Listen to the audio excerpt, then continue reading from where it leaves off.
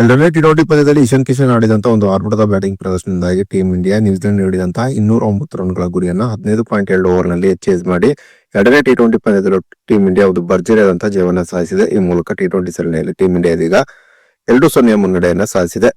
ಇನ್ನು ಎರಡನೇ ಟಿ20 ಪಂದ್ಯದಲ್ಲಿ ಒಂದು ಭರ್ಜರಿಯಾದಂತಹ ಬ್ಯಾಟಿಂಗ್ ಪ್ರದರ್ಶನ ತೋರಿದಂತಹ ಇಶಾನ್ ಕಿಶನ್ಗೆ ಮ್ಯಾನ್ ಆಫ್ ದಿ ಮ್ಯಾಚ್ ಪ್ರಶಸ್ತಿ ಕೂಡ ಸಿಕ್ಕಿತು. ಇನ್ನು ಮ್ಯಾನ್ ಆಫ್ ದಿ ಮ್ಯಾಚ್ ಪಡೆದು ಇಶಾನ್ ಕಿಶನ್ ಹೇಳಿದ್ದೇನೆ ಎಂಬುದರ ಡೀಟೇಲ್ಸ್ ಅನ್ನ ಈ ವಿಡಿಯೋದಲ್ಲಿ ನಾವು ನಿಮ್ಮ ಜೊತೆ ಶೇರ್ ಮಾಡಲಿದ್ದೇವೆ. ಈ ಸುದ್ದಿಯ ಡೀಟೇಲ್ಸ್ ಅನ್ನ ಕೊಡುವುದಕ್ಕಿಂತ ಮುಂಚೆ ನೀವು ಟೀಮ್ ಇಂಡಿಯಾದ ಅಭಿಮಾನಿಗಳಾಗಿದ್ದಲ್ಲಿ ವಿಡಿಯೋಕ್ಕೊಂದು ಲೈಕ್ ಮಾಡಿ. ಹಾಗೆಯೇ ಸಂಜು ಸ್ಯಾಮ್ಸನ್ ಮತ್ತು ಇಶಾನ್ ಕಿಶನ್ ಇವರಿಬ್ಬರಲ್ಲಿ ಯಾರು ಟೀಮ್ ಇಂಡಿಯಾದ ವಿಕೆಟ್ ಕೀಪರ್ ಆಗಬೇಕಂತ ನೀವು ಬಯಸುತ್ತೀರಿ ಎಂಬ ನಿಮ್ಮ ಅನಿಸಿಕೆಯನ್ನ ತಪ್ಪದೆ ಕಮೆಂಟ್ ಬಾಕ್ಸ್ ಅಲ್ಲಿ ತಿಳಿಸಿ. ಕೂಡ ರಾಯ್ಪುರದಲ್ಲಿ ಭಾರತ ಮತ್ತು ನ್ಯೂಜಿಲೆಂಡ್ ತಂಡಗಳ ನಡುವಿನ ಎರಡನೇ ಟಿ20 ಪಂದ್ಯದಲ್ಲಿ ಟಾಸ್ ಅನ್ನ ಗೆದ್ದಂತ ಭಾರತ ಮೊದಲು ಫೀಲ್ಡಿಂಗ್ ಅನ್ನು ಆಯ್ಕೆ ಮಾಡಿಕೊಂಡಿತು. ಇನ್ನು ಟಾಸ್ ಸೋತು ಮೊದಲು ಬ್ಯಾಟಿಂಗ್ ಇಳಿದಂತ ನ್ಯೂಜಿಲೆಂಡ್ ತಂಡ ನಿಗದಿತ 20 ಓವರ್ಗಳಲ್ಲಿ 6 ವಿಕೆಟ್ ಗಳನ್ನ ಕಳೆದುಕೊಂಡು 208 ರನ್ಗಳನ್ನ ಹೊಡೆಯಿತು.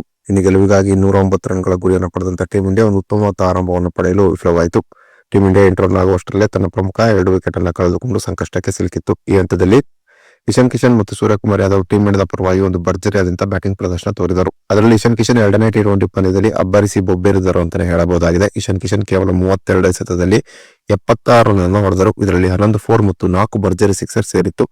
ಇಶಾನ್ ಕಿಶನ್ ಆಡಿದಂತ ಒಂದು ಸ್ಫೋಟಕವಾದಂತಹ ಬ್ಯಾಟಿಂಗ್ ಪ್ರದರ್ಶನಕ್ಕೆ ಇಶಾನ್ ಕಿಶನ್ಗೆ ಎರಡನೇ ಟಿ20 ಪಂದ್ಯದಲ್ಲಿ ಮ್ಯಾನ್ ಆಫ್ ದಿ ಮ್ಯಾಚ್ ಪ್ರಶಸ್ತಿ ಕೂಡ ಸಿಕ್ಕಿತು. ಇನ್ನು ಮ್ಯಾನ್ ಆಫ್ ದಿ ಮ್ಯಾಚ್ ಪಡೆದು ಮಾತನಾಡಿದಂತ ಇಶಾನ್ ಕಿಶನ್ ಎರಡನೇ ಟಿ20 ಪಂದ್ಯದಲ್ಲಿ ನಾನು ತೋರಿದಂತ ಬ್ಯಾಟಿಂಗ್ ಪ್ರದರ್ಶನದಿಂದಾಗಿ ನನಗೆ ತುಂಬಾನೇ ಸಂತೋಷವಾಗಿದೆ. ಬಹುದಿನಗಳಾದ ನಂತರ ನಾನು ಟೀಮ್ ಇಂಡಿಯಾಕ್ಕೆ ವಾಪಸ್ ಬಂದಿದ್ದೆ. ಮೊದಲ ಟಿ20 ಪಂದ್ಯದಲ್ಲಿ ನಿರೀಕ್ಷೆಗೆ ತಕ್ಕಾಗಿ ಒಂದು ಉತ್ತಮವಾದ ಬ್ಯಾಟಿಂಗ್ ಪ್ರದರ್ಶನವನ್ನು ತೋರಲು ನಾನು ವಿಫಲವಾಗಿದ್ದೆ. ಈ ಕಾರಣದಿಂದಾಗಿ ನಾನು ತುಂಬಾನೇ ಬೇಸರಗೊಂಡಿದ್ದೆ. ಹೀಗಾಗಿ ಎರಡನೇ ಟಿ20 ಪಂದ್ಯದಲ್ಲಿ ರೊಚ್ಚಿಗೆದ್ದು ಬ್ಯಾಟಿಂಗ್ ಮಾಡಿದೆ. ಆರಂಭದಲ್ಲಿ 2 ಪ್ರಮುಖ ವಿಕೆಟ್ ಅನ್ನು ನಾವು ಕಳೆದುಕೊಂಡಾಗ ನಾನು ವಿಚಲಿತನಾಗಲಿಲ್ಲ. ಬದಲಾಗಿ ಇಂದು ಒಂದು ಉತ್ತಮವಾದ ಬ್ಯಾಟಿಂಗ್ ಪ್ರದರ್ಶನವನ್ನು ತೋರುವುದರ ಮೂಲಕ ತಂಡವನ್ನ ಗೆಲ್ಲಿಸಿಕೊಡಲೇಬೇಕೆಂಬ ಪಣವನ್ನು ನಾನು ತೊಟ್ಟಿದ್ದೆ.